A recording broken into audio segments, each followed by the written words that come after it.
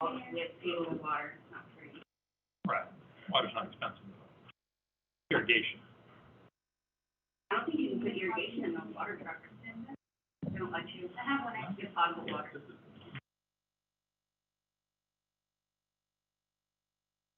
Mike? Not much. My dad. They fill them with hydrant water.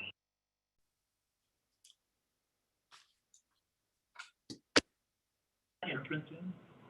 Welcome everyone, the time is now 6:30, Tuesday, July 6th, 2021. This is our city council workshop for July 6th. This meeting is being held in person and in council chambers at the Santa Law and Justice Center, remotely via the Zoom conferencing application, enable council members, city staff, and residents to participate remotely. The meeting will continue as long as there is a quorum. Please allow one person to speak at a time. I will call on every member to make sure you have had an opportunity to ask questions. I will now ask the city clerk, Renteria, to start the roll call. Your microphone's still on, mine now.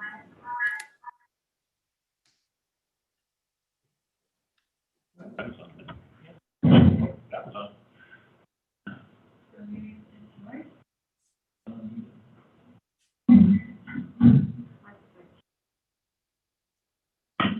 One moment while we figure out the microphone.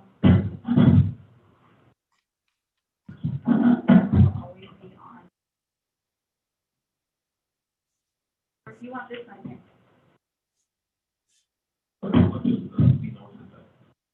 That's not working either, Jackie. Ours are down here. Yeah. Is there a switch that maybe there's one you have to do with the judge? You have to turn this way. Yeah, Six is on. Six is on, sorry. These aren't. These three down here aren't his. Maybe between the clerk and the judge as well? Maybe. That one's. If the clerk isn't here, she uses it here. Oh. Does that one turn on, Elizabeth? That one? I mean, I could just pull it over here. This one turns on when you push the button. Okay, let me just pull that one over.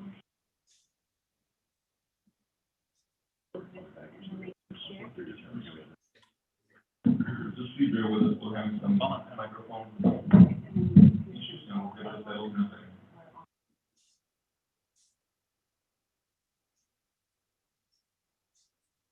All right, we're ready for a roll call. Mayor Guerrero, Here? Deputy Mayor Burson, Here. Councilor Farmer, Here. Councilor Henry, Here. Councilor Suchi, Here. Councilor Hicks, Here. and Councilor Hart is voting in. City Manager Casey, Here. City Clerk Renteria, I am here. Finance Director Alba, here. Fire Chief Anderson, Excused. Police Chief Escalera, Excused. Public Works Director Fisher, Excused.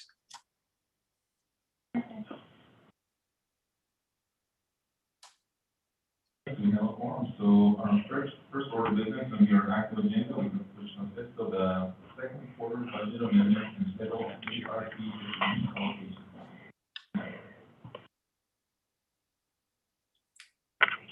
All right. Thank you, council members. Jackie, if you'll go ahead and advance to the table of contents agenda slide number 2. Thank you. So this evening, we have a couple of discussions related to budget updates, second quarter budget amendments, potential enhancement requests, and then an update on the federal American Recovery Plan Act funds, and we'll have a task, kind of a homework assignment that we'll be providing council members at the end of that discussion to look at potential uses of the ARPA funds. But some of this will build on the budget presentations that we provided you in March and again in June related to our budget year to date. So why don't we advance to the next slide, please? So council has seen this information before. This goes over, just for your background reference, the structure of the city's budget, some of the local economic factors that are important in understanding the city's financial resources and financial position. We discuss and summarize the efforts that have been made by the city over the last several years to strengthen our financial position, improve fiscal discipline, and put the city on a more stable financial footing, culminating with getting all of our funds into the black and within budget and getting a clean audit. We were able to sustain that during the COVID-19 pandemic, despite the economic disruptions. And as a result, we're now in a stronger position financially that, for the first time in a while, enables the city to contemplate some potential investments for the long term in our existing funds. So with that, we'll go to the next slide, please.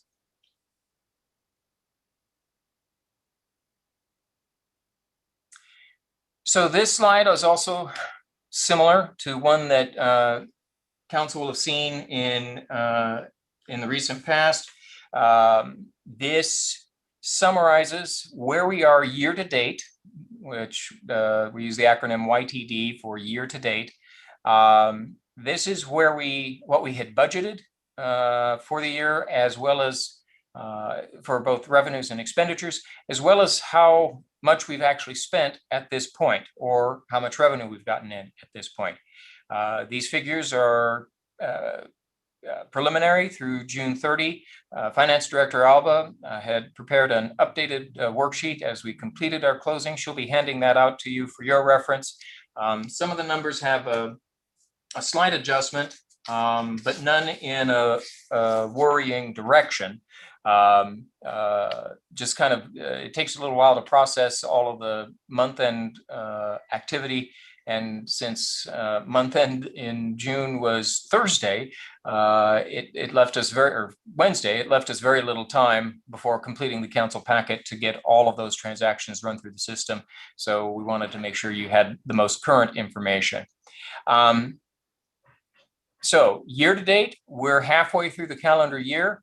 That's kind of a rough measure for where we should be on our revenues and expenditures. We should expect to see most funds at or below about 50% of their revenue and about 50% of their expenditures, if all things are equal. However, generally, there's seasonal patterns. There's a variety of variables that can affect where we come in on any given fund. One of the biggest differences is in our general fund. Budgeted revenues were just under 14 million, and we've already received nearly 3/4 of that. And that's in part due to the fact that on June 25th, we received a 2.4 million payment from the federal government under the ARPA funds. So those dollars have come in and are now credited in the general fund. They're parked there until we determine how to spend those.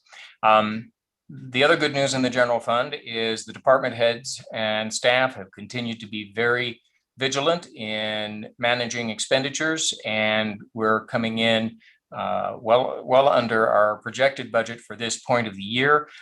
Even though we do have some individual areas that are we're seeing some higher expenditures in, overall the general fund is in really strong shape. This shows about half of the presentation on this slide. The next slide shows the balance of the funds. We should note there was just a cut and paste issue. One of the funds, the water fund 410, was inadvertently cut out in this slideshow presentation. You do have that on the handout that Finance Director Alba has given you. We've got the water fund back in there. So that explains the difference you see there.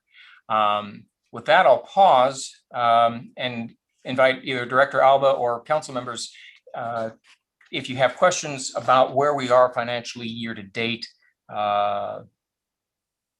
in the current fiscal year. Thanks, City Manager. We're going to go ahead and go down our list and see if we have questions or comments for this agenda item. And we'll start with Councilor Hicks. No questions or comments? Councilor Suji? No questions or comments, Mr. Mayor. Councilor Henry, No questions at this time, sir. Deputy Mayor Bertha, Nothing at this time, sir. Councilor Farmer, Nothing at this time. and Councilor Hart. Nothing at this time. All right, we are in good proceed, Mr. Manager. All righty, thank you. Elizabeth, was there anything I missed that you want to make sure to cover in that? Sorry about that. No, it's actually very good. I do want to reiterate that we are in a very strong position right now, having more revenues than expected and spending less, which is the staff. They have done a really good job of minding their budget. Indeed, thank you. All right, so now we'll turn to the second quarter budget amendment discussion. We'll start that by noting that Finance Director Alba, along with our Finance Supervisor, Delilah Sines, as well as the department heads, we do continually monitor our spending and revenues and check for technical adjustments that we may need to make as a result of information coming in, or decisions that have been approved by council, such as the decision to go forward with the airport master plan, or to move ahead with the Swan Road water main improvements. Those were action items taken by council during the first part of the year. We keep track of those and make sure to incorporate them in future quarterly budget amendments. So for the second quarter, we have a handful of those. There are some adjustments both on the revenue side as well as on the expenditure side. None are, the larger ones are ones that council's already seen in the form of those action items I mentioned. Water, sewer, the Allen Road lift station project with Catholic Community Charities or community housing. Those have all been seen by council. So just wanted to give you a heads up that you will be seeing some of these technical amendments as part of second quarter. Director Alba, anything further to add on that? No, just one item of note. You'll see that there are some areas where there is overtime, employee benefits, full-time and part-time wages. Those are required to go to council as separate items so that you're aware that those are being requested. But I want to make sure everyone is aware that those are on there, not as a bulk item, but as an actual action item. And what it really results of is the last quarter of 2020, I was not in the office. So we had junior staff doing some of the payroll calculations and actions, and they just didn't get everybody in the right spot. So I can't authorize line item transfers for employee wages. So this time I'm doing line item increases. Next time I may actually ask you for some reduction, because if I see where I have a whole bunch of money in one spot that I don't need, I will then ask for a reduction in that area. So I wanted you to be aware of that. I'm monitoring it, but I can't go back and fix the end. So that's where we're at with that. Okay, thank you. Jackie, let's advance to slide 7.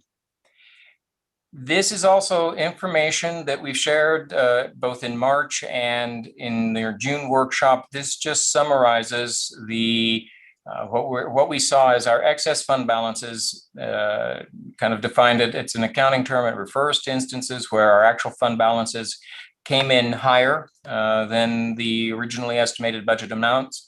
As Director Alba just referenced, we were working very diligently last year at the end of the year to put together a budget, and because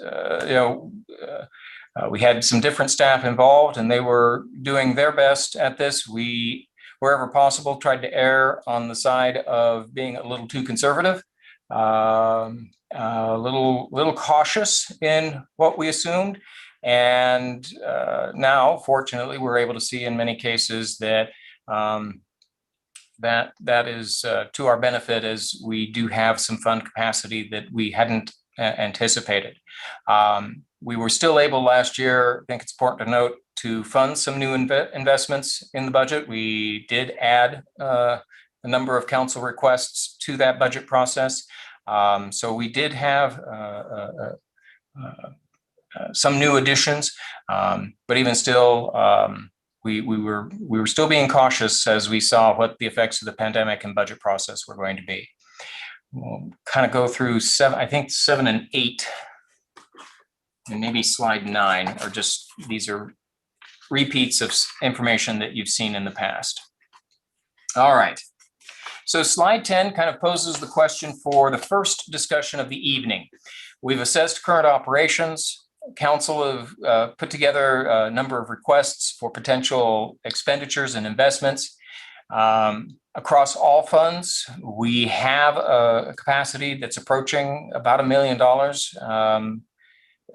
between general fund, water, sewer, and so forth. And so we're posing the question this evening of whether council is open to adding some priority enhancements as part of the second quarter budget amendment that we'll be bringing to council next week on July 12th. This would be in addition to the technical amendments that we were talking about a moment ago. And in preparation for that process, we had shared with council a worksheet of close to 40 different requests that council members and staff had put together over the last couple of years, giving council the opportunity to review, prioritize, and then submit that back to us. I know for some of you, that was a little difficult to get done in the week or so that we had since the 28th. I am I've got it almost ready to go. I'm actually going to invite, I think Councillor Henry is the only person we were not able to get his input in advance. So what I'll do is, with council's permission, I'd like to go to slide 11. This is the summary slide of all of the requests. I have all of the other council votes on the top 7 priorities, as well as up to 5 items that they would not support. I have those captured already. I'll be sharing that in a moment, but I would like to invite Councillor Henry to go ahead and give me his 7 top priorities and his 5 kind of red marks, items he does not support. I'll get those added onto the worksheet, and then I'll be able to share the worksheet for all of council to see. So Councillor Henry, if you're ready, I'm ready to start editing my document. I have been working diligently to get that file open at ETC, and my phone just will not support it. So I'll have to look at the, I've been having a lot of troubles technically the last couple of weeks. I even tried to call IT to get the computer, and he only can reach me during certain hours. And I just have not been able to get this here technically. Are you able to see the slide that's up on the main viewer now? I'm closing the email right now, and I'm opening the city website at the moment. Okay. To look at that.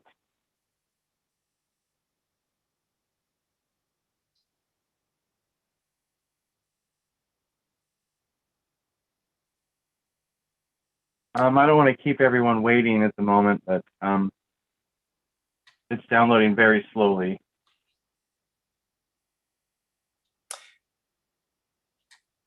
Mr. Mayor, the only reason I was hesitating in going ahead with the rest of the scoring was just for the appearance of independent, everybody arriving independently at their submittals to us. If council as a whole is comfortable with Councillor Henry adding in his input as we're going through it, we could do that, or we could wait and give him the opportunity to kind of provide his input separate, directly. Councilor, is there any objection to waiting for Councilor Henry to provide that information or presenting it a little bit later? Maybe if he would like to jump in as he hears them and says yes or no. Red or green, is that what we're asking? What I was proposing is we're going to be actually presenting to you the ranked order based on the individual council votes. And so it, So we won't be listening on individual, we'll just have a summary of the ones that got the most points and the ones that got mixed off the list, basically. right. We'll be showing the entire list as ranked based on the votes that came in. The Zoom screen that we're looking at now. Yeah, my phone is only 1/8 open, because I'm using one phone to talk and one phone or one iPad to download, and it is either my connection's slow or it's going to take a while. Okay. Would you be okay with answers that we might have compiled and just move forward with those? Okay. Jackie, I'm going to go ahead and share my screen. It'll show the dots for his coming up. Let me get to.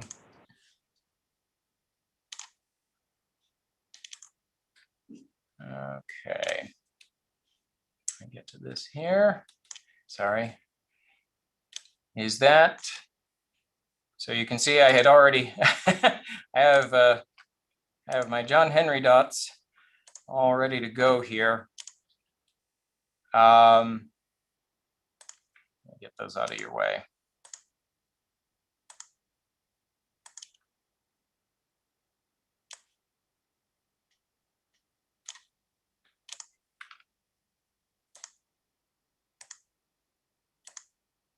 Yeah, so it appears my phone will not, or the iPad will not open the agenda packet at all. So I will not be able to view that.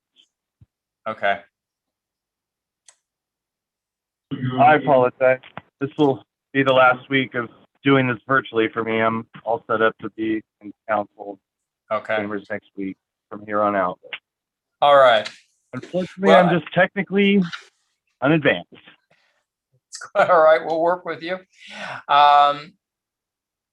All right, so what council should be seeing at this point is the enhancement request prioritization form with all requests, all funds, and ranked based on the selections. Because these are technically a form of a vote by individual council members, you'll see that I have annotated with your initials the individual votes, so that for public transparency, these have to be documented in this way. And if, as we go through, Councillor Henry, you would like to add in your input, please feel free to do so. But based on the rankings from the 6 council members who were able to respond, this is kind of the first grouping. These were, each council member received 7 green dots, meaning these were your top 7 priorities, and up to 5 red dots, meaning these were items that each councilor does not support or wants to see eliminated from any further consideration in 2021 as a budget amendment. And then this isn't, obviously a hard vote or final answer. This is to kind of give council a sense of where the most support tends to lie, as well as where there may be the most concern or opposition.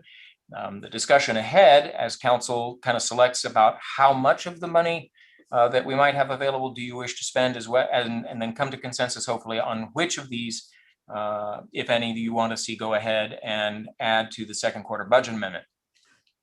So starting off at the top here, the only request item that received almost a quorum, almost a majority, 3 council members selected adding a police patrol position to the budget. All preferred to do that out of the public safety fund. The public safety fund currently is used for a number of expenditures, including staffing. The latest check of the public safety fund, my understanding is that it might not be enough to cover all of this amount. We may have to shift some expenditures into the general fund. But that was the number one or the most commonly supported item, was to create an additional police patrol position. The next group all had at least 2 council members prioritize this among their top 7. Adding a plans reviewer and inspection position in planning and community development. Bringing air fiber for our utilities services and the community center. Putting together an airport development strategy to improve and enhance the economic development of the airport. Investing in Archive Social, which is a social media records management platform. Improving building access security, primarily at City Hall and certain other facilities, which we would undertake after we complete the capital facilities plan. In order to get the permitting for that, we need to have the comp plan done and cap facilities plan updated. That ties into the next one. If we find that we need technical assistance to complete the comprehensive plan, we had earmarked a little money for that possibility. That had support of a couple of council members. Keep going, there's a couple more. Electronic monitoring, or excuse me, electronic traffic speed monitoring signs. Purchasing a couple of more of those speed monitoring designs for helping with traffic calming and speed clamping down on speeding. And then lastly of this group, jail security systems. This is reflecting the fact that as the police have gone out for quotes for repairing the jail controls and cameras, this was a project originally authorized in 2019 and budgeted at $75,000, but the actual proposals are coming in significantly above that. And so this would add money, add expenditure authority to expand that. Just based off of this group alone, that comes to just under $420,000. Most, but not all of it, about $300,000 would come out of the general fund. And the rest would, the part that doesn't come out of the general fund actually would mostly come out of public safety, law enforcement funds.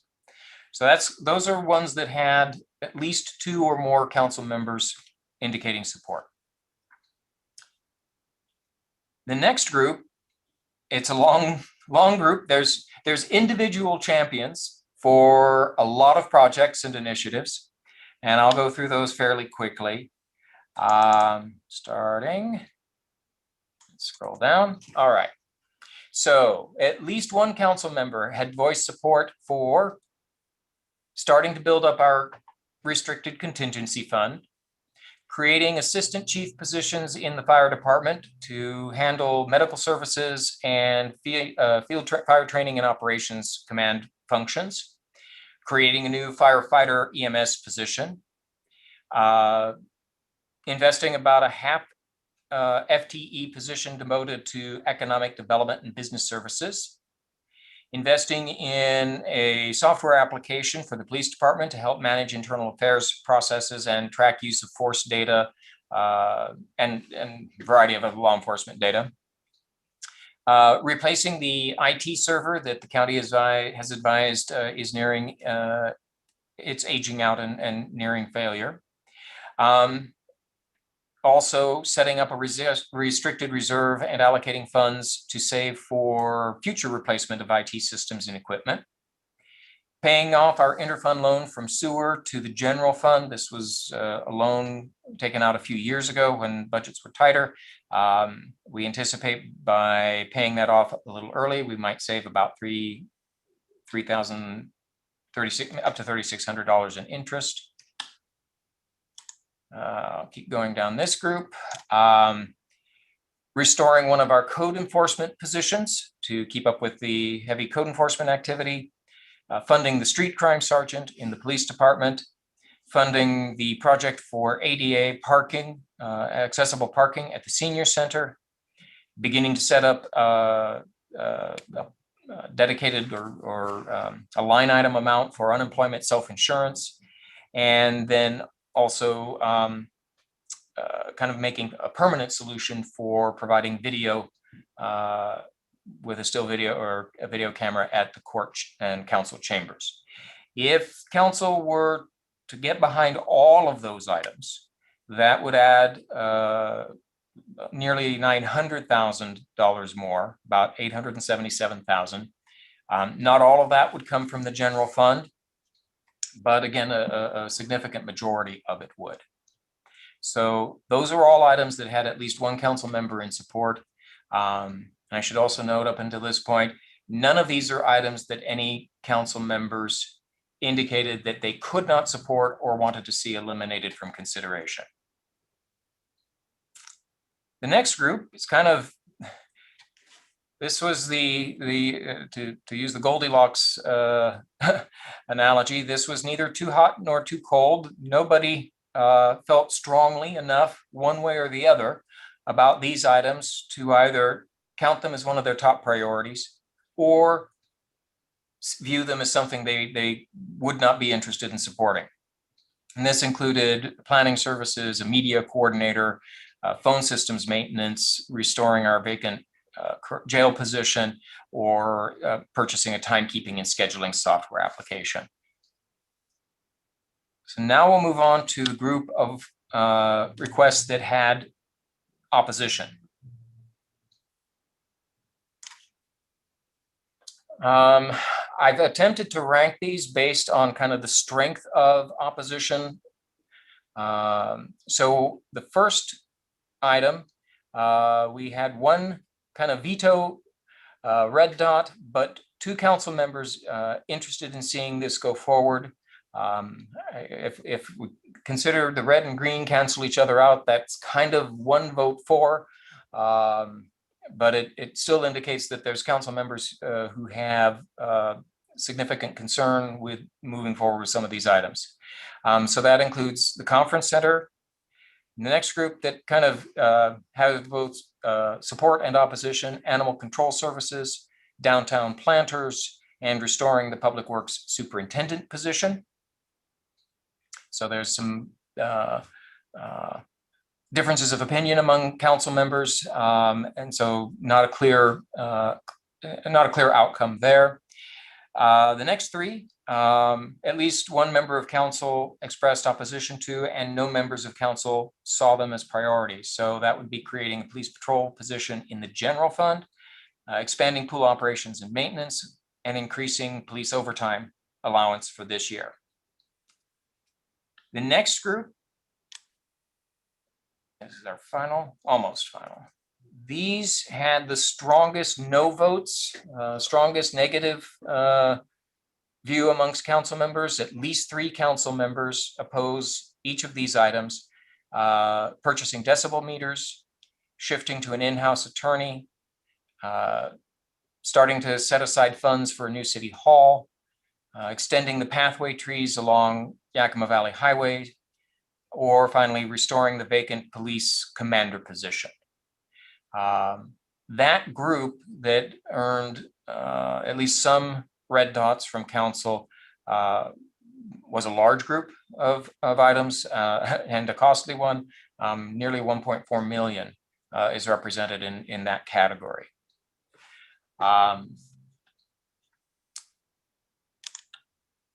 So at this point, kind of defer to Mayor. Our hope was to simply use this as a point of departure for council to have its own discussion about what direction it would like to give staff about which, if any, of the proposals that you would like to see us invest in the next, second 6 months of the year. Some of these will require some lead time to get ready. Some may not be actually operational until the fall or even into the winter, even if authorized on July 12th. And if council would also like, if Councilor Henry would like to weigh in on his choices, we're open to however you want to proceed on that. Okay, I am prepared with my keep and lose. I did manage to open that, so I got to look at almost all of them there. So I'll just, in no particular order, the ones I would like to keep is the new police position, the community center, the electrical speed signs. I'm sorry, Councilor Henry. There were two new police positions. Is the one that you wanted out of the Okay, general? the first one, I'm sorry, the patrol one, I wanted, and I actually put on my lose the no commander position. So it was for the patrol position I was in favor of, to make that clear. So out of the public safety fund or out of the general fund? There were two different requests. There was the general fund one. Okay. So green there, and then the next you said was the conference center? Community center. Community Yep. center. Okay. Okay, so I have police patrol out of the general fund and conference center. Go ahead. And then big fan of the electrical speed signs or electronic speed signs. Okay. I would also like to see the code enforcement beefed up with another position if possible. I'm big fan of the video equipment inside of the hall there. I added one of my own. I really wanted to see if we could invest our money to run sewer out to Munson property and make it easier for us to sell that property. But that was just one of the add of your own things I had on there. We have And then looked at at the very the last cost. one, Oh, just FYI, the cost to extend sewer out to Monson is approximately $12 million. okay, well, that's going to be scratched out then. Sorry, not to burst your balloon. And but it I just wanted wanted to throw be- that one in there, but I was a big fan of the conference center as well. Understood. I'm sorry, did I miss? Okay, I've got 1, 2, 3, 4, 5. I've got 5 down. Was there a sixth one in addition to the Monson? There was the conference center, one of the last things you mentioned. Yeah. I've got the conference center, police patrol position, electronic traffic speed monitoring, code enforcement position, and video for council meetings. Oh, I thought there was one for the community center position or a community center. I thought there was two different ones. One's for the conference and one for the community. No, just the one for the expansion of the community center into a conference center. Okay, we'll add that together. And I also like the IT equipment idea. The replacement reserve or the server replacement? The server replacement. Okay. And And any the red last, dot- Oh, that's covered. I was gonna say, and your No, red go ahead. dots? I only had two for sure. It was the decibel meters and the no commander position. Okay. I haven't quite made my decide on the rest of them, but that's where I'm at with that. Okay. I can add those in here while council begins its deliberations, just so that it's captured for the record. Okay, so we'll start with Councilor Hart, comments on these red dots, green dot sections that we have compiled. Do you prefer to keep the green ones, the ones that have the multiple dots, remove the ones that have multiple red dots? What is your preference? Well, I think we should keep the ones that have the green dots on them. I think that most of the red ones are something like you can put off for a little bit longer. I'd like to see some of them getting, they put green dots on, move forward. That's the kind of answer you're looking for, Mayor. Does that make sense as far as keeping some of those red ones, even though we are trying to minimize the list, and the ones that are green, that have multiple green dots, move forward? Yes. But not with the red. The ones that cancel out. No red, they canceled themselves out. Those The red ones ones. that cancel out, then we are not, see those move forward. Okay, so we got your comments now, and we'll move on to Councilor Hicks. Anything that has multiple green, keep. Multiple red, go ahead and clear.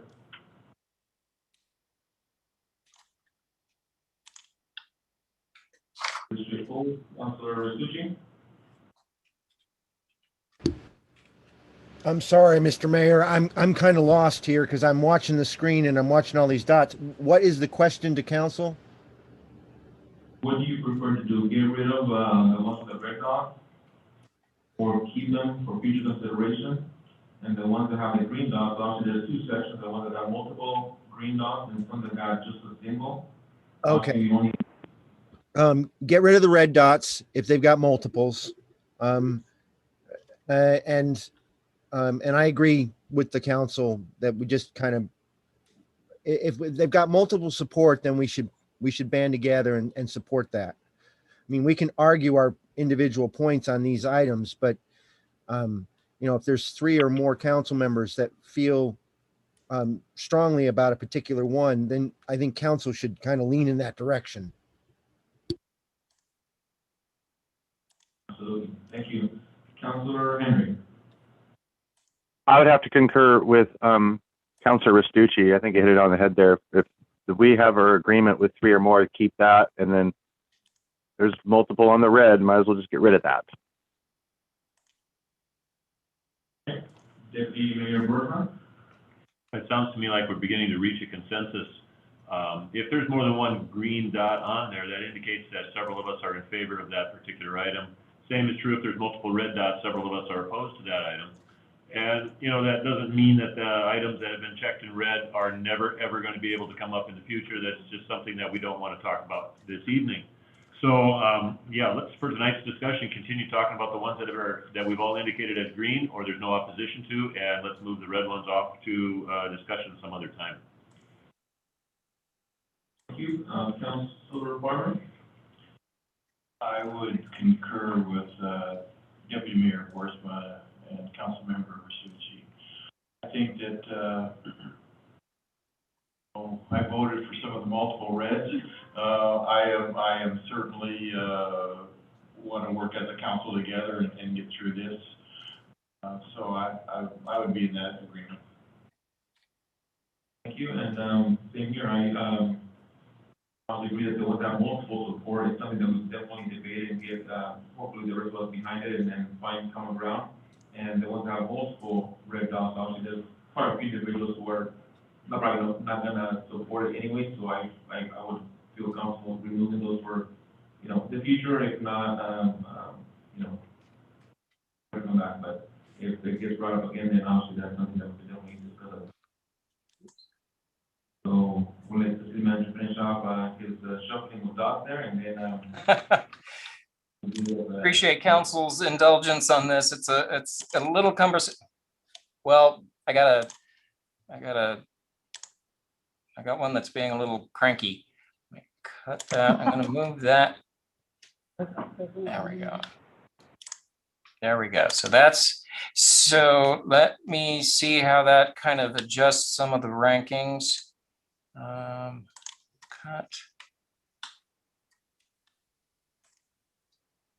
Paste. Whoops.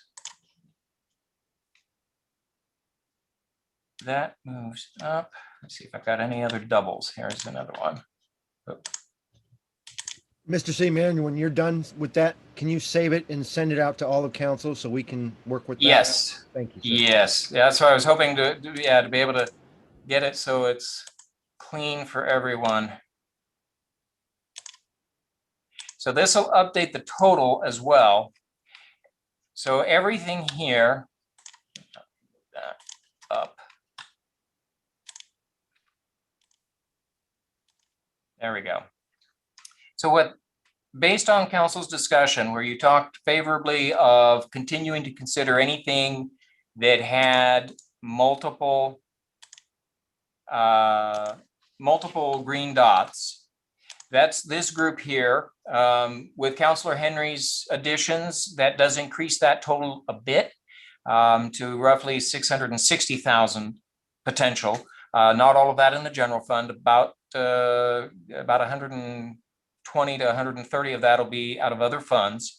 But just to recap, what that list looks like is funding an additional police officer, investing in traffic speed monitoring signs, adding a plans reviewer and inspection position for planning, investing in air fiber for our utilities and at the community center, investing in soliciting for airport development strategy to grow our airport, archive social media records management, building security improvements, making sure we have some funds set aside if we need them for our comp plan update process, which you'll hear a lot more about tonight from Mike Shuttleworth, making sure we can complete our jail system security improvements, restoring a code enforcement position, and funding our IT server replacement. So that would be the top list. Let me scroll back down, make sure I didn't miss anything.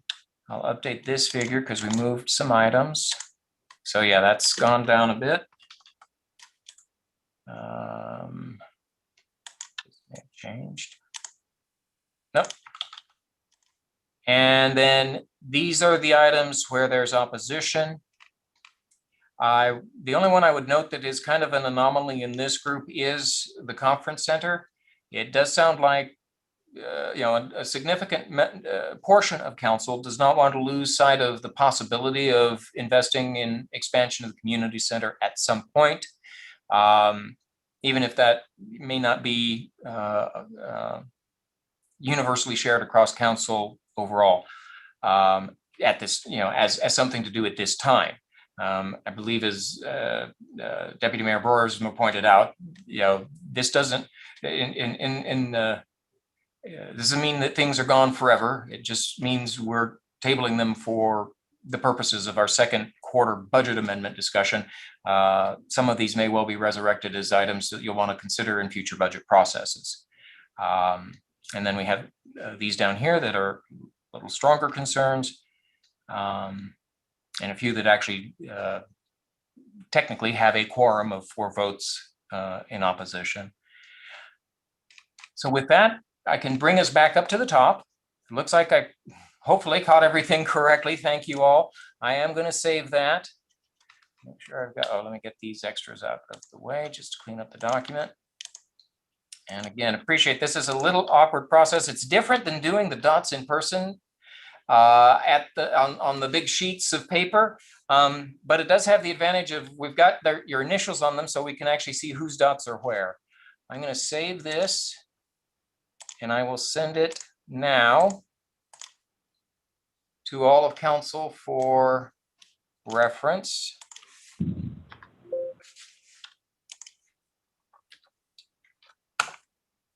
And I will copy the leadership team.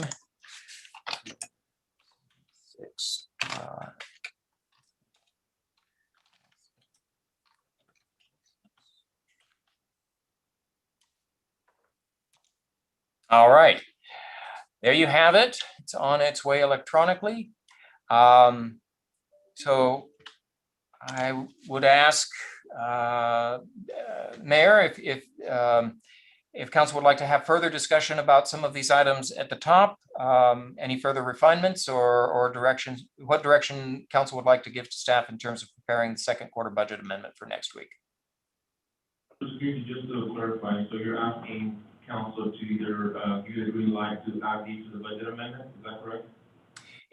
Yes, if you're prepared to add any or all of these that have multiple green dots based on this information, that would be the question tonight, so that we can have those ready for start working on getting those ready for the budget amendment process.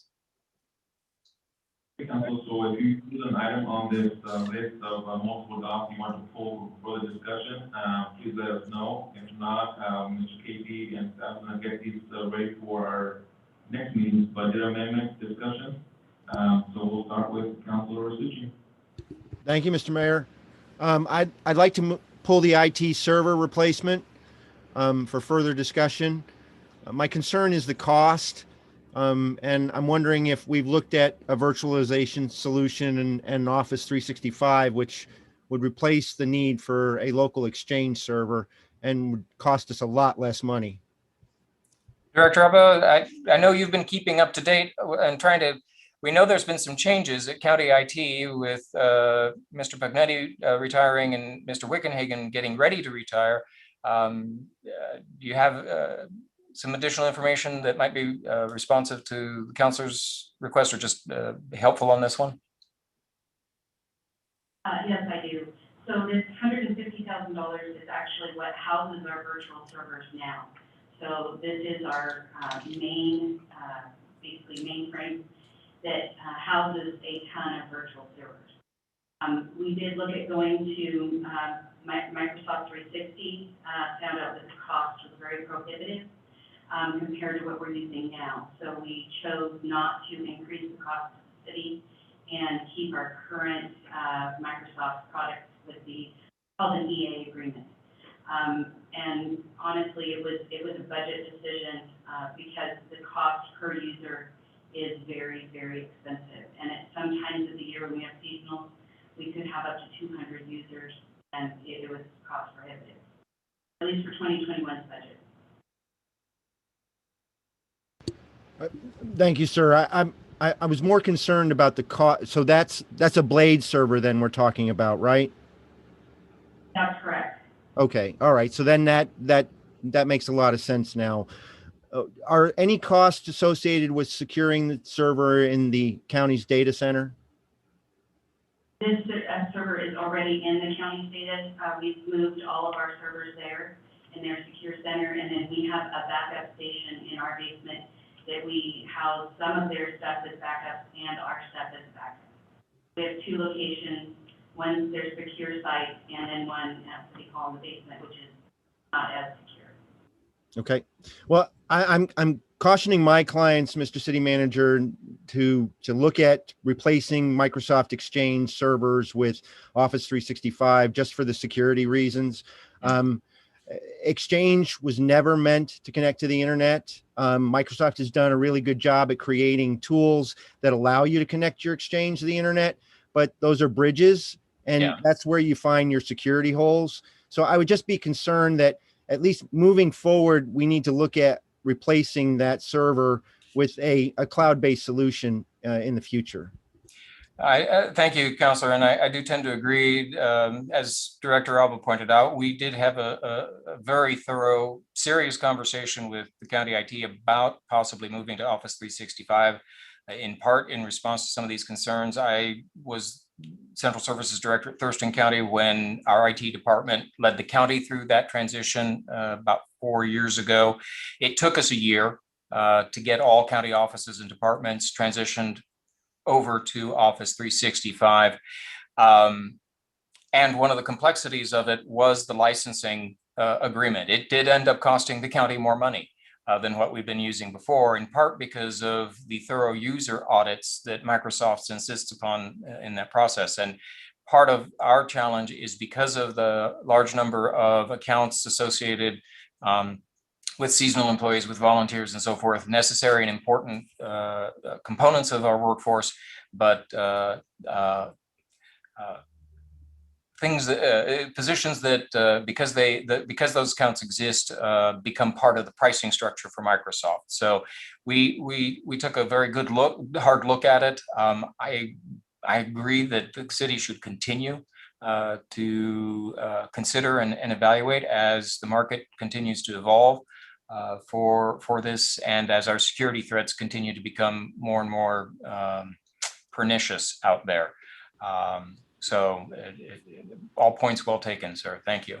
Thank you both, and I understand your positions. Believe me, and I'm just trying from my position as an IT expert to try and give the city the best consultation that I can. And in this particular case, I know that the state agencies have all rolled out Office 365, and I'm wondering if there's a state contract or something we might look at getting onto. And we did actually go for pricing through the state contract. So when we did look at the pricing, we were given the best price we could for the city. So it was looked at, and we did get the best price we could. Okay, thank you, sir, and thank you, ma'am. I appreciate your input on this one, and I'm glad that you're thinking in the same way I am, and that this is just a fix, but a temporary fix. It's not something that we need to think as a permanent solution moving forward. Yeah, I agree. Up next, we have Councilor Henry.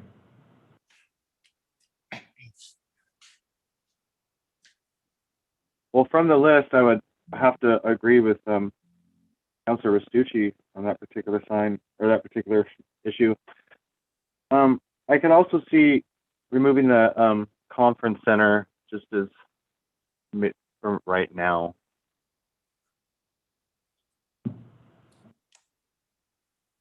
Deputy Mayor Bruno.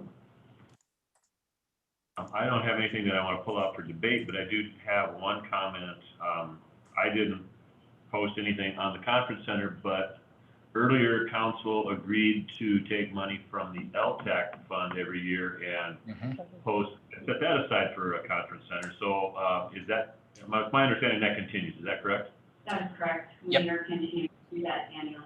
Okay, that's why I didn't post anything on that for this discussion this evening, because I felt that we were still contributing to that.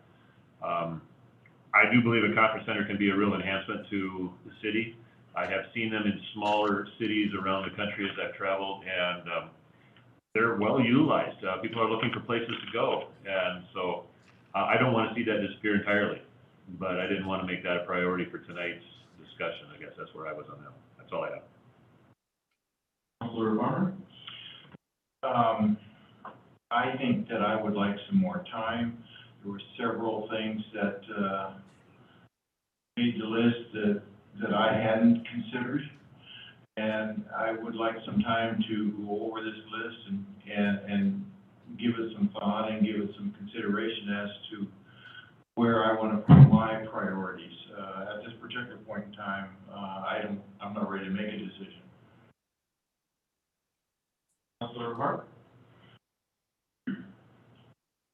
I'm in the mind that I'm glad that we're still keeping the conference center in our sideline. As far as the information that we received tonight and that we've already voted on tonight, I think that the items there are items that we do really feel like are priority items for this coming budget amendments if we need them and or moving forward for future budgets. And so I feel pretty comfortable with the list that we've already created and moving forward with those. I don't have any particularly want to have a dogfight about pulling off the list. Maybe later. Councilor Hicks? I'm in agreement with Councilor Hart. We have our priority list that we all mostly agree on. A few flip and flop here and there, but say we roll with what we got.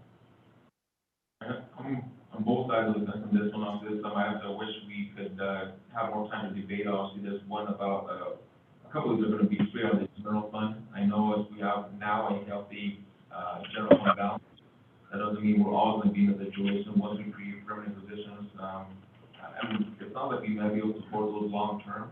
I just don't want to, counter chickens before they hatch and think they're going to be rosy for the next few years. Next position back. The one position I'm really concerned about is the city patrol officer position. Obviously, that is going to be not fully funded from the public safety fund. Personally, I'd like to see maybe even a study done on internally as far as how well staffed are we with the police department. Do we have not enough to the point that we need to add more than just one? Or are we overstaffed based on population compared to other cities in the state of Washington?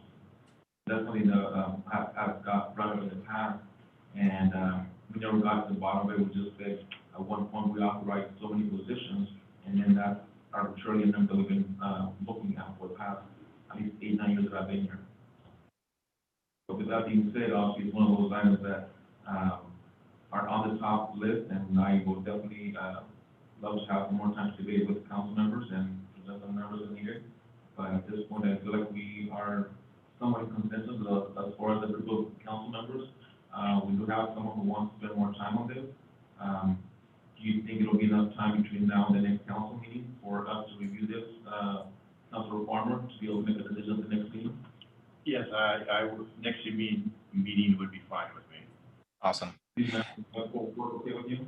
And Council, our commitment too is obviously based on these numbers. Some of these are, as Council's aware, annual numbers. So for example, the cost for a patrol position, that's the annual cost. If Council authorizes that in the July 12th budget amendment, once what we'll be doing in actual calculations for the amendment is making some planning assumptions about the lead time to recruit and get a position filled. So the actual impact in 21 will be less than what you're seeing there. But we do always try to keep the annual numbers in front of you, the total project cost numbers in front of you, so that you understand that often with these positions, there's a carry forward effect that, goes into future budget years, so that you have a sense of what that will be. And we'll have a better read as to, now based on this mix, how much of an impact these will have in the general fund versus the other funds, utilities, ambulance, et cetera. And we'll work to try to get that refined. I'll defer to Elizabeth if, I'm not sure if there's a procedural or process impact. If this is a fairly substantive list, I recognize. So if it adds a lot to trying to get this done on a short week, because we're also already on Tuesday night, so we really only have about 2 days before getting all this done. Would it be problematic if we had to defer council action until July 26th or 20? But that, because honestly, my materials for Monday are due tomorrow at 5. I already have them all prepared, just waiting for tonight's meeting. So in order to amend them, it would take me a considerable amount of work. Okay. And I wouldn't want mistakes going too fast. Okay. So 2 weeks to review the documents, review those, selections that we made. So I think it'll be better for all of us to be able to spend more time with this document. Yeah. So we'll work, and I apologize if it felt like I was trying to push council to the 12th, just wasn't trying to drive a decision before it was appropriate, just to kind of help keep things in front of us. So yeah, we'll work on getting these adjustments incorporated into the budget amendment process. I think, for the department heads, they'll certainly be pleased to see some of these investments. They'll be, I think, welcome, and we'll be able to make good use of them. And of course, then council will present the budget amendment kind of as we usually do, and council will have its opportunity to deliberate on the 26th. And if after further reflection, a concern has come up and, council decides to take one of the items off, we can, certainly work with you on that as well. So, appreciate the dialogue tonight and the direction. This helps staff go forward. Any other council members have questions, council on this agenda item?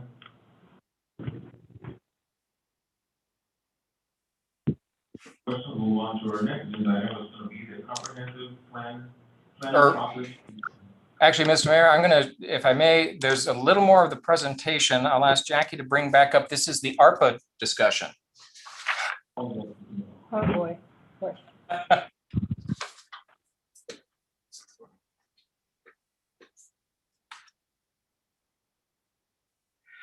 All right, so council,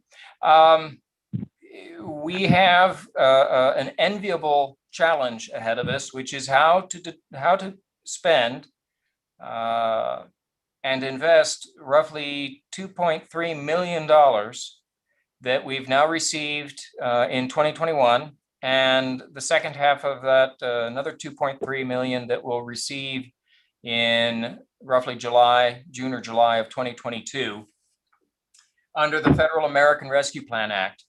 And kind of like what we've done with the second quarter budget amendment enhancements, we want to invite council to propose ideas, projects, activities that are eligible under these funds. And then we'll have deliberations on those during this month and into early August.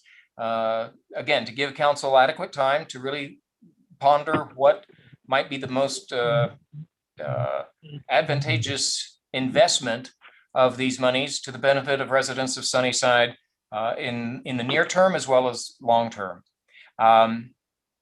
We've shared this slide with you before. I don't know if we'd actually gotten the final amount figured out or told to us the last time we presented this in June, but this slide just summarizes the eligible uses of the funds.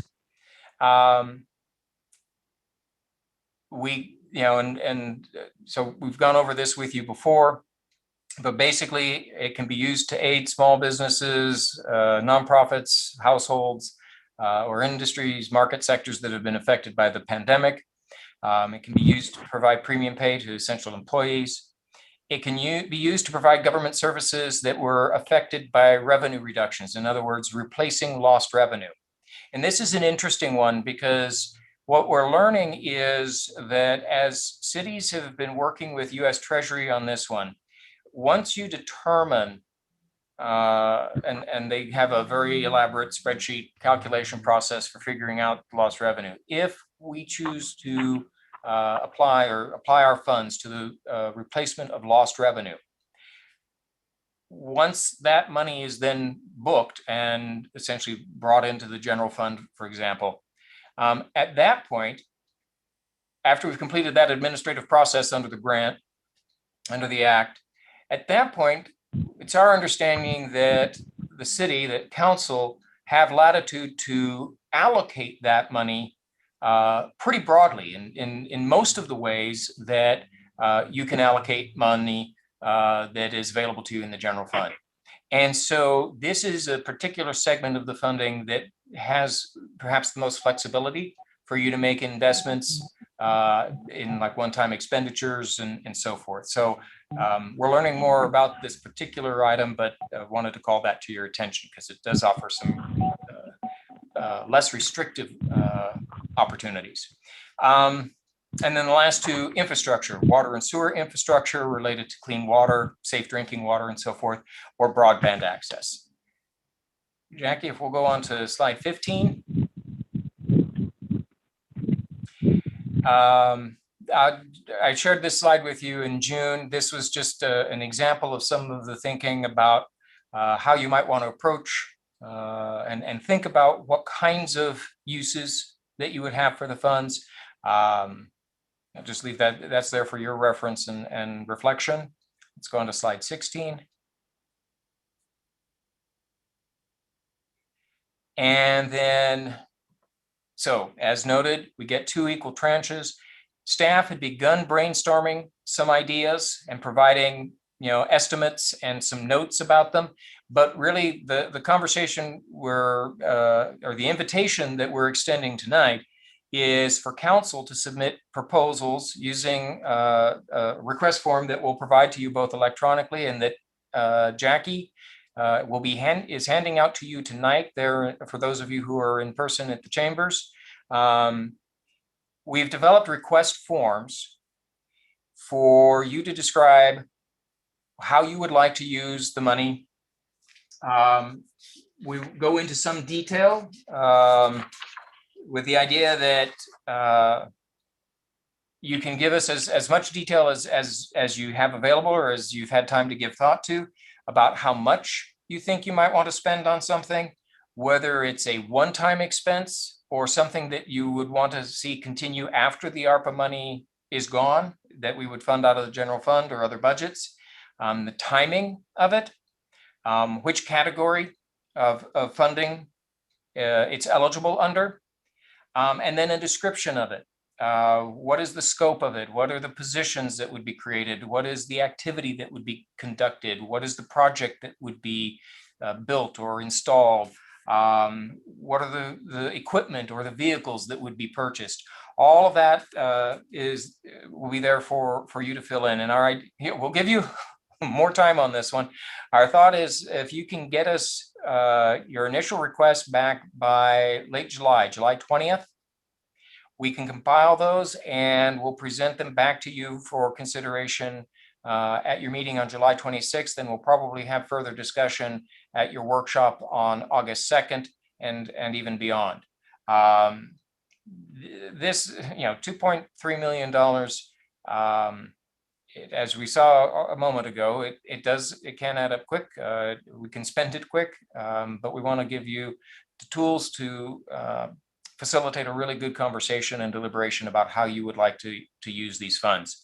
I will send that out electronically, send that form out to you all electronically. Got that ready here, and I'm sending that now. So you have that way. That's kind of the task or assignment for the next meeting. And then our next steps as outlined. We'll adjust that council meeting, adopt second quarter budget amendment. We'll adjust that to July 26th. Ask for your funding, ARPA funding requests on the 20th, have some discussion on the 26th. August 2nd, we'll kick off budget process, kind of a preview of that for 2022, as well as further discussion of the ARPA funds investments. And then potentially at August 9th, if all goes well, be in a position for council to make its preliminary decisions or its first decisions about how you want to invest those ARPA funds. As it happens, given my schedule and upcoming leave, that'll be my last council meeting as your city manager. And I very committed to helping you have a very, a successful and thoughtful process as we go forward to help invest these funds to the benefit of Sunnyside. With that, I think that's it for. I think that's it for that presentation. Unless there's further questions from council, I'll turn it over to Mike Shuttleworth. Council, questions or comments on this last section of the ARPA Distribution Allocation Fund for the worksheets that City Clerk provided us here last night?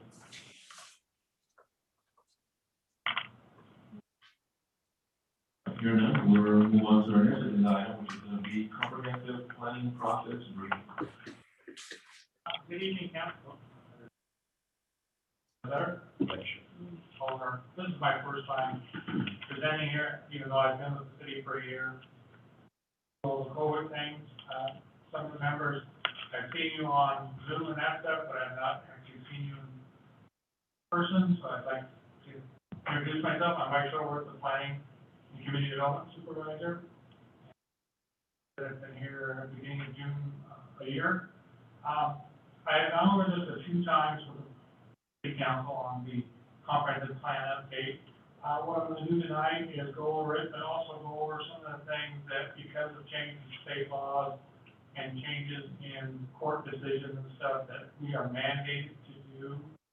I haven't really covered those. I kind of covered what each element will cover, but this is more for you to see what you can expect coming forward to you when the plan comes before. But that being said, we're looking at probably in August doing public meetings now that we can do that, and actually going out to the public with some drafts and comprehensive plan. Hopefully, I'm working on it now to put together a full draft so we can comment on it and make suggestions. Anything? Okay, I listened online and it's a little. Oh, I'm sorry, that was a hoarse voice tonight. As you know, the Washington State Growth Management Act was done in 1990. And for those in the audience, yes, I was around doing planning at that time and watched that process come about. Mostly it was driven by Western Washington and some Eastern Washington elected officials concerned about growth outpacing their ability to provide the services for the growth. Spokane County and a few other counties on the east side were concerned about that, where it was becoming just, their community was going every which way and there was no consolidated plan that really helped people understand where we should put it. Sunnyside last updated their comprehensive plan in 2006. So as we do this update now, we have to look at all the changes in state law, all the court decisions that were made, any other plans or suggestions that were made by the state between 2007 and 2020. And there are quite a few of them. The original Growth Management Act was not that large. Now it is large. It has been changed and added to and subtracted from, depending on, that's a better term, those pet peeves of a group of legislators who didn't like certain things, so they added to or taken from it. And you'll kind of see that as I start walking through some of these things that we were talking about. So periodic update, as I said, the Washington State Department of Commerce provides a checklist When we get our plan done, there will actually be a checklist that we have to go through and say, yes, we did that, and here are the plans where you find it. And once that's done, it's signed by the mayor, we fully submit our comprehensive plan, and they use that to judge our plan. They're not going back and looking at what we did in the past or what land use. They're looking at, okay, are you complying with things that you were required to? So we're kind of concentrating on those things. And like I say, that checklist is somewhat vague. It leaves it up to the local jurisdiction on exactly how we want to address those particular issues. As I said, the last plan was done in 2006. Now we'll have a plan in 2021. And this is just the elements. I've talked about them several times. Specific questions on them, you can contact me. But I'll go through each of these elements and talk about what needs to be updated because of such change in regulations. Now, for the characteristic elements, there's not a lot of changes, except we have to look at best available science. Best available science is as of the date that we kind of adopt our plan, so it's ever changing. As you know, technology changes and how we address certain things change each time. So, and we don't have a lot of critical areas. Very few wetlands. One of the things we're doing in the physical character element is removing all the wording to floodplains because we have none. There was quite a bit of discussion about floodplains, but if we don't have any, we don't need it, and we don't have any in our UGA or surrounding areas. So we're pretty good when it comes to that. One of the things, as you can see on the bottom one they say that in the critical areas ordinance, and this wasn't in the original Growth Management Act, is basically provisions to allow reasonable use of property constrained by critical areas. That's something now we actually have to look at and say, okay, if your whole property is wetland, what can you do with it? Not that it's silly, well, I know you can't do anything. We have to kind of push some stuff in the comprehensive planning goals and policies. How we will address that, how we will help the landowner do some kind of development of this property. But I don't think that's going to be a big issue because we don't have any properties that are close. We have the two wetlands north of the Yakima Valley Highway on the west side of town, but they're really marginal wetlands, and I think they're make sure people time comes. Land use is one that we've spent, the planning commission spent quite a bit of time talking about. One thing I found out is I went through from 2006 till now changes in the zoning ordinance or zoning maps and stuff. And there were quite a few changes. For some reason they didn't actually make it onto a map, and then in about 2015 we adopted a new map, which those rezones that we had approved didn't get included. I'm back and looking at those and seeing if included. Some is, interchange commercial or two-way commercial type uses, other uses that maybe be appropriate, but they were changed. Looking at that, we had some discussion on that one.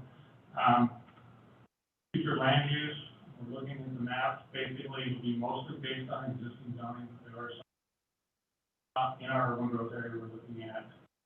Currently, we have them maybe now as residential, but on South Hill Road, it's developing into commercial and industrial. And therefore that to continue, so maybe we don't want it.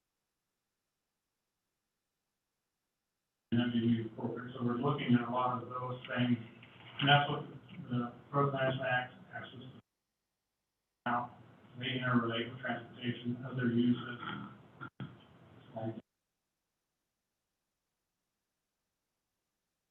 One of the things that we need to have a little more discussion in is airports.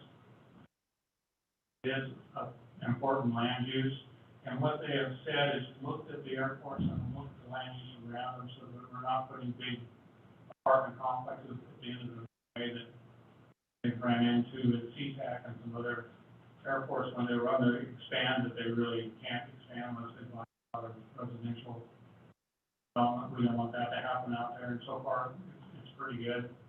We're slowly, between the port and the city, buying a property around here. We need to, in our comprehensive plan, talk about how we're gonna preserve. That's an important item to the state. The capital facility element, wasn't that detailed in the current plan that we'll be. So, that one just looked at mostly public services such as the new plan will look more at what facilities the city has available, what the ages are, what the conditions are, and kind of start creating a backbone of looking at when we need to start thinking about replacing certain items, outdated because of just age and outdated because of it's not crowded. We have, more employees than we need in a particular location, so we're gonna move.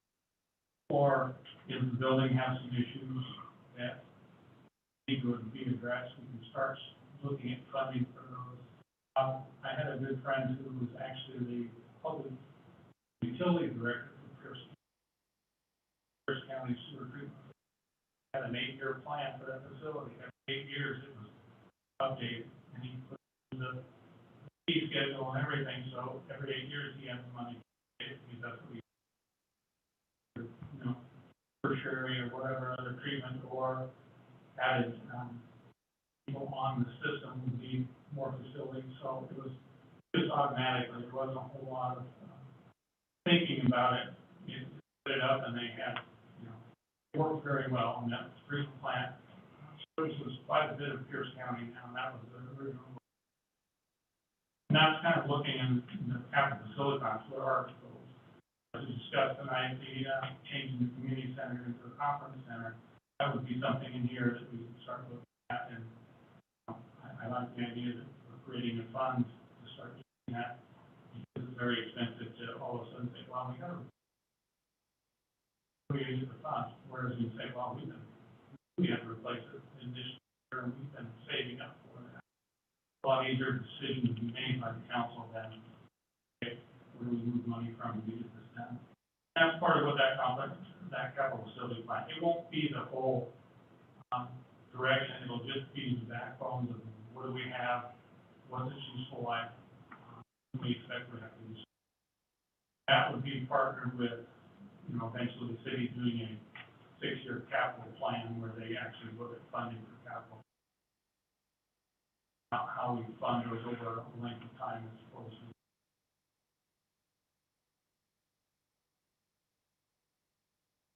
Transportation element has kind of been interesting. One of the major things we have to look at here is the level of services. Our current plan doesn't have projected load. I can say that most of our roads are a level of service A, which means very good road. Most of the ones that fall to a B or C are the intersections. And those intersections, if they're controlled intersections, they are going to down the level of service. Looking at the surrounding jurisdictions, WASDOT does a level service B. The Yakima Valley Conference of Government does a level service B where needed. Surrounding cities are mostly level of service C and level of service D. So on the scale, that's down lower. But I don't expect our roads to really get to that for many years. However, the state does require us to put it in there. So when we're funding a road, we have to do it to a certain service level. Likewise, it's requiring somebody to do improvements. That would be the level of service level. We're suggesting, and part of the planning commission is looking at level service C for most roads and a level of service D for intersections, controlled intersections. If they're not controlled, then we do the D, the controlled intersection. Most of our intersections are either by stop sign or stop light or other mechanisms. It's kind of interesting. I was thinking about this yesterday. I was watching a race between Bezo and Hampton, who can get in space first and who can do transportation in space and travel into space. That our transportation element is changing. One of the things that we also are gonna be looking at in our transportation element is pedestrian and bicycle components. Really looking at bicycle paths, pedestrian paths. I think we've got a pretty good start in the city, but there are more areas where we can put in some bicycle paths. So that we can start looking at these alternate means of transportation. And then we also need to look at our internet and get prepared for cars that run by the internet, you know, drive, I won't say driverless cars, but basically they're not driving, the car is doing the driving and using the internet to tell us where things are at and stuff. So we're gonna see more of that as we develop and build roads.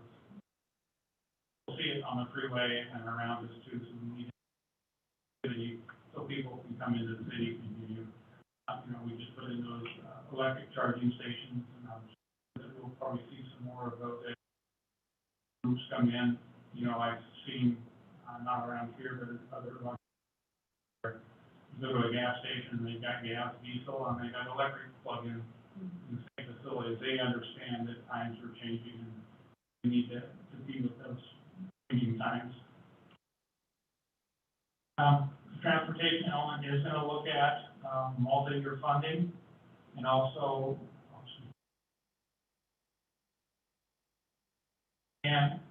we need to look at if we fall short of that multi-year funding, so we have a little downturn or the gas tax goes down or whatever. What are we going to do? Are we going to change our level of service standards, or how are we going to address that? Are being prepared for the future when, as we know, gas tax money and other money goes up and down and up and down and up and down, and there's no guarantee you'll get the same amount next year.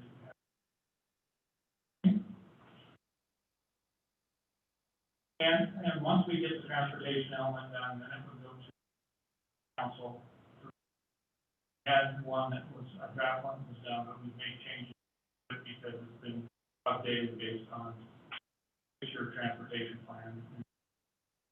And all through this new plan, you will notice that we will, by reference, talk about other plans that we've done. Instead of doing a lot of discussion in the comp plan about the water sewer plant, we'll just reference it and talk about, you know, major projects. Other than that, we won't have a water money on a sewer plan or water plan or other plan.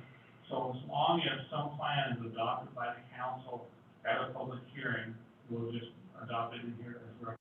That will happen every year from now on. So every time, basically, we're looking probably January, February comes along, we're going to actually do an update the comprehensive plan based on new plans. For example, will be the master plan for the airport. Once that's done, we'll reference it in here, and we may actually add some of the information about that master plan. So that's one of the things we probably will look at surrounding use of the airport and how compatible and uncompatible.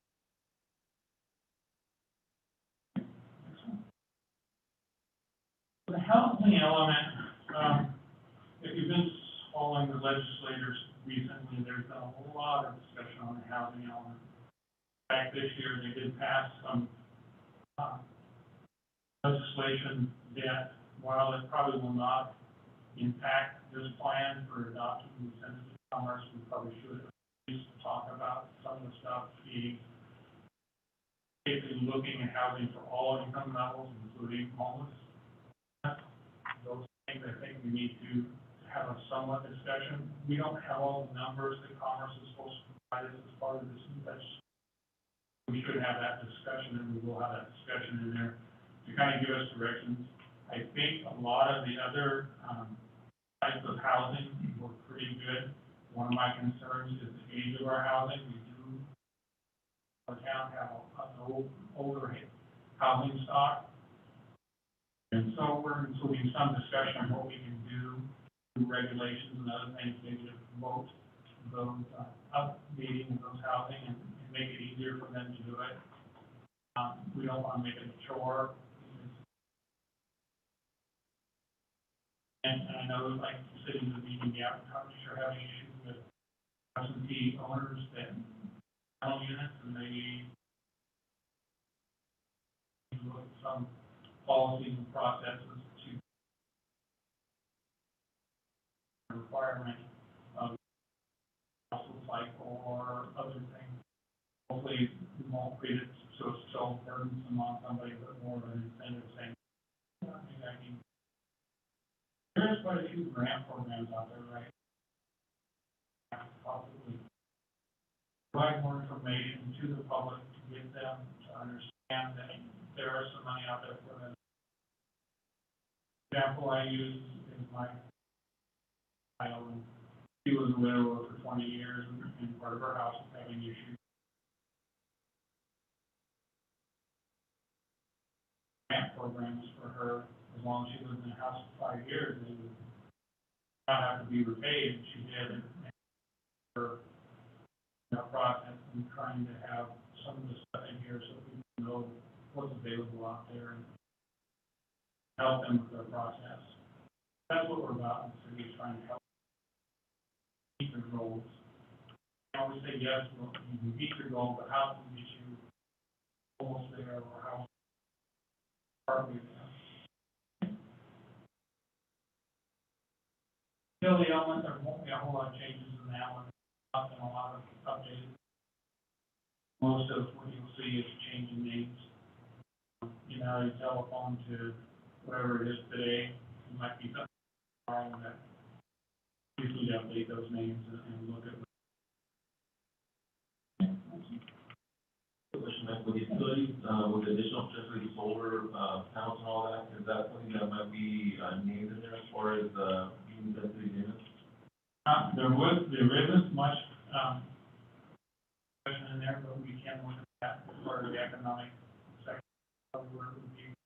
Especially because I know we have some potentially building a large, solar panel area for electricity generation. I'm sure that was part of the whole process. So that it might be, it's for you. Yeah. It gets to that stage. Yeah, we need to talk about that, and I think wind is not really big right here, but solar would be. Element. This one, there's a lot of changes in it. I'm looking at more what we can do for the economy of Sunnyside. And one of the things we talked about this year was impact fees, and as you know, bottom there, if impact fees are collected as public facilities for which must be included.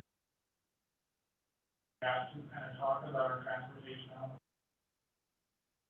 impact fees for and how they will be spent.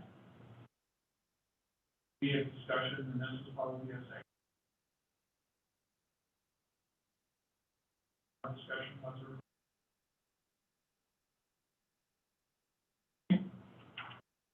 administrative element is not going to change. Then I was going to say plan amendments for a year, probably January 5th. Applications then, and then what the growth management act is, we can only update comprehensive. We want to set forth exactly when that's going to happen. I noticed that one amendment comprehensive plan now. We will take applications all year round, but once we take an application, we process them during this law. We do. Other items to consider, right now the conference plan does not have any discussion about citing. That's one of the things the state really looks for to see policies and directions for public facilities. We indirectly address them, but we don't. Plan, and that'll be the transportation on the capital. What that is there's a list from the state that basically tells you what you have to look at for citing essential public facilities. How that list came about is that you should essential facilities. We need a wastewater treatment facility. We need, schools and stuff. And they've got to be able to process that we have to take them. I mean, I don't see us taking, prison facilities or stuff like that, but we have one here that we met sometimes. So, one, making the public aware that those facilities get the public's input on where they think they really, if they were to come in, where would be the location. A lot of these facilities, if you go to the next, have those already in the community. Mental health facilities, group homes, secure community transition facilities, which will be, and, you know, we're moving into this housing element where we have to housing, homeless housing, and other things, so I'm assuming one of the things that those will come on. There's a big push right now to say, like, here's homelessness, it's nationwide too, it's not just, we need to start looking at and get ahead of it so that we can start. Things would be the big, good locations for them. Right now, they're looking at any place you allow a hotel or a facility that you should allow homeless facilities. We may want to say, yeah, that's fine, but our issue is most of our hotel zones are free and commercial. Place for homeless facilities. Have the other areas you want to look at. You know, over buildings that's not a discussion we need to have with the public. It's an issue we will have. And the other thing to consider is consistency with other plans. Recently, the county updated its urban growth area for the city of Sunnyside, actually shrunk it. So we're looking at coordinating that. Issues with indeed, once we get our plan done, it'll only be a couple years before trying to look at their urban growth area again. Trying to build in some information in there, so when that process comes about again, we'll have information and outline that we can use. Where we need for the urban growth area is fine, but doesn't mean we're going that way. A lot of it depends on property owners and what they. A lot of property owners, or people who decide, oh, it's time to leave, the kids not coming home, or other ones that are young new farmers and saying, well, I really don't want to give up this.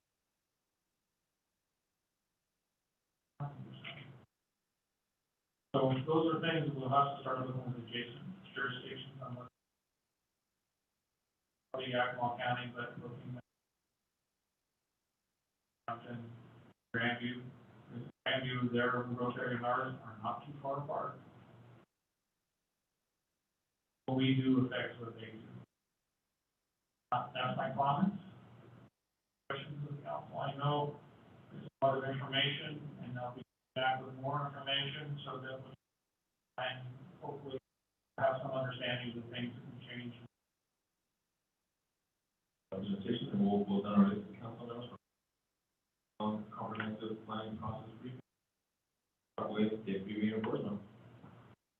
Thank you, Mr. Mayor. As I think back to your discussion on the transportation elements of the comprehensive plan, you indicated that our streets are in really good condition, and also indicated, and I very much approve this, that you wanted to keep them that way. How much does our transportation benefit district that was approved last year figure into all of that street maintenance? Is that part of that plan, or is that something that's completely separate? That's going to be completely separate. That's something that'll probably end up being capital facility based on the capital action. The plan doesn't say exactly how to spend it, just generally says we should. And maintenance of the road is one of those important things. A lot cheaper to maintain a road than it is to rebuild a road. Right, and I run into a lot of people who are talking about, you know, they don't know whether to drive on the right or the left, they're driving on what's left, falling into potholes and that sort of thing in other parts of the country, and I don't see us having a huge issue with that in Sunnyside, and I really want to keep it that way. So, okay, thank you. Councilor Farmer? No questions at this time. Councilor Hart? When you were talking about some of the homelessness issues that we're probably going to need to address, you know, I know that they've talked about saying that the homeless shelters and that sort of thing should be in the same areas as hotels, but that, I see that as a kind of catch-22 in as much as we're using those hotels as for LTAC money, And then having the homeless there is probably not as one of the things that we want to use as a top tourist attraction. So I think we're going to need to really keep an eye on that as we move forward. But there may be other buildings in other parts of the community we can kind of, maybe in the areas of nursing homes or some of those areas where there's assisted living and that sort of thing already going on. So, but I think, and that's kind of what you're talking about, isn't it? Right, and being proactive in the plan, talking about, okay, here's the issue, really defining it, because homelessness is here, but are we sure we know what the extent of it is? And if we know what the extent of it is, how do we respond to that? We can say, you know, we're not a Yakima, we're not a Spokane, we don't, but we do have some numbers, and this is how we're going to. I think if we do that, let's take a look at it, and if we say, here's what we're going to promote them to be here, not over here. Thank you. Councilor Hicks, No questions at this time. Councilor Rasucci, No questions this time, Mr. Mayor. Councilor Henry, No questions for me either, sir. a question. You mentioned that the map itself obviously is going to be contingent on whatever Yakima County kind of assigns for us as far as the growth area. How does that impact as far as what council envisions the city growing? So obviously, it's going to be the end of the night. You mentioned that individuals were not going to want to build on their land because they're going to be potentially using farm land. How does that impact our citizens when they say, well, I want this land to stay urban versus in, the growth area or see the limit season? Well, the Growth Management Act says the counties decide, basically the city proposes the urban growth boundary and the county decides, and they decided on particular. What we're going to do in the plan is actually talk about that urban growth area, where we know issues are, hey, this is the plan. Maybe we're not going that way, we should probably go this way. We can start building the case, so the next time we have a case based on facts, and because a lot of cities way back when, and kind of built together, we get big urban growth areas. They've never, ever gotten into it. Kind of started with, you guys really need to look, not meeting the requirements. There's a mechanism in place basically for us, like you've seen, documents some representatives of the county say, we really want this to be modified or adjusted, that makes more sense versus what you came up with. Right. Because they strictly base it on numbers. We want to base it on facts of, well, hey, we've got all these utilities right here. All we got to do is extend them. This part of them will go there. It'll be 100 years before we get. We start documenting as part of our planning process those areas questionable, and then those areas that are not currently urban growth areas, but might be a lot more, I'm surprised, like around the airport, I would think urban growth area because a lot of airports, industrial area, so people can fly in and out, and that. We don't have a lot of urban growth area around the airport other than what we own. So I appreciate that brief. It's obviously quite comprehensive, and we'll be looking forward to seeing some more information. When did you say we need to complete this money? 2 years ago. So it's definitely overdue. We're shooting for the end of September. Of this year to get it done. Yeah, the biggest issue, quite frankly, is open to the public. I mean, we had the virtual hearings and meetings and stuff like that, but other than the land use element, we really didn't have much public. I want to go out to the public and I call it a dog home show. Talk to them and I usually use a bunch of maps and I put markers out. And that's where you learn the anecdote saying, well, you don't want to go out here because there used to be a dump site. Oh, hey, such and such did this and that, and there's this, that, there, You start learning about some of those areas that maybe we really want to look at. No, we really don't want to. don't want that use there because of contamination, because of some other things that, you know, they're not somewhere in the document line that was around back then. I think it's a great question how that also does some input on your land and where it's gonna be useful in the future, so, appreciate that. Well, thank you, Mike, for that. Any additional questions or comments for, tonight's presentation on the briefing of the comprehensive, planning process? All right, hearing none, we'll move on to the next agenda item. From the city manager, we have, Purdue formal bankruptcy. All right, thank you, Mr. Mayor, members of council. We're bringing this before you tonight because it's a fairly lengthy legal document. We wanted to give you time to review it between now and the next council meeting. By way of quick background, council members are certainly aware that for many years now, there's been a serious issue with opioid addiction and opioid medications. And many states, counties, and cities have essentially taken some of these drug manufacturers to court. And it's come to light that there were some very troubling practices and tens of thousands of opioid medications being dispersed into small communities around the country, creating serious addiction and public health crises. Several of those companies are being sued in various forums. One of the most notorious in the media is Purdue Pharma. And Purdue Pharma has responded to the litigation in part by declaring bankruptcy.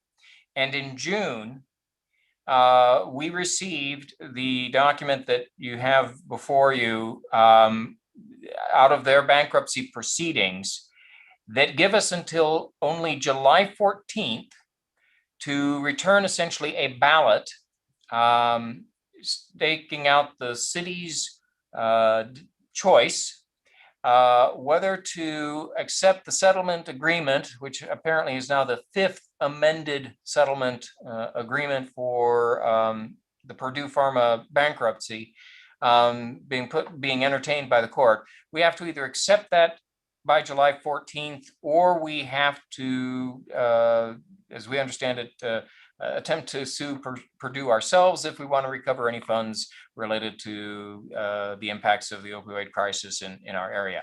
The city attorneys have reviewed this. They see it as kind of a formal council action to accept or not be part of this final settlement. Director Alba has reviewed it. It is one of the more complex legal documents we've seen. But we wanted to just kind of bring it for you tonight, let you know it was coming. But because we have the July 14th deadline, we have to get it in front of you for consideration next Monday night, the 12th. We want to make sure you had time to review it and ask questions in advance. With that, I'll invite Director Alba if she has any further comments or anything I missed, and we can open it up for questions.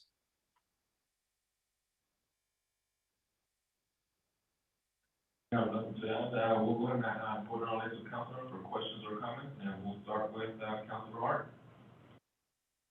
I don't have anything at this time. I'd like to look it over and I can maybe make a decision on it. Councilor Rizzucci. Same here, Mr. Mayor, no comments. Councilor Farmer. I think the writing's on the wall. Accept it. Otherwise, you got to go fight it yourself. I think the writing's on the wall. Councilor Henry.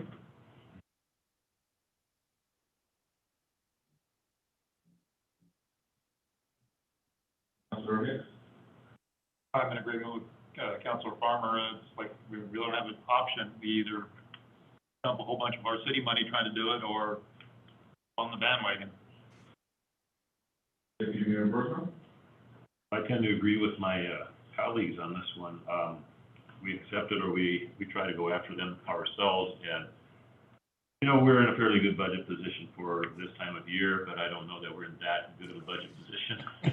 But I do look forward to reading this, what looks like an incredibly complex legal document just for sleep medication, if nothing else. But, yeah, I agree with my comments. Councilor Henry?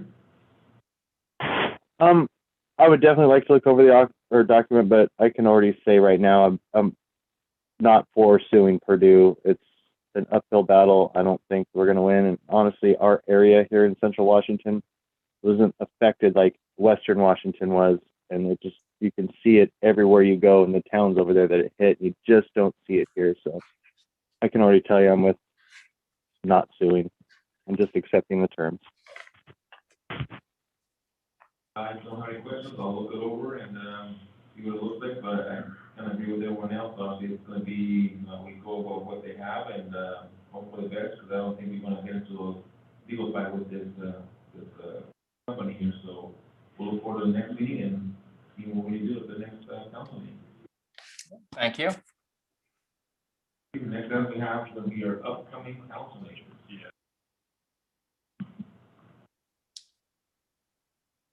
Yeah.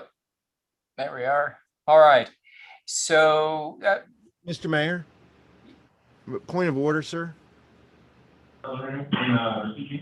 Yeah, I want to remind council that coming out for or against something before it's made before the council could be considered a violation of the appearance of fairness doctrine. We have to maintain, non-bias until the item actually comes before us. Thank you.